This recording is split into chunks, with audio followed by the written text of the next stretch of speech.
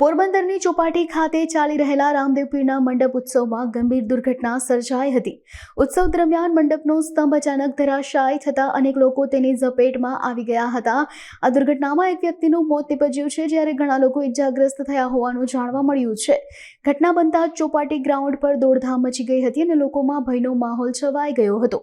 આસપાસના લોકો તાત્કાલિક બચાવ કામગીરીમાં જોડાઈ ગયા હતા। દુર્ઘટનામાં ઘાયલ થયેલા લોકોને તાત્કાલિક સારવાર અર્થે પોરબંદરની ભાવસિંહજી હોસ્પિટલમાં ખસેડવામાં આવ્યા હતા। હોસ્પિટલ ખાતે પણ મોટી સંખ્યામાં લોકો ઉમટી પડ્યા હતા।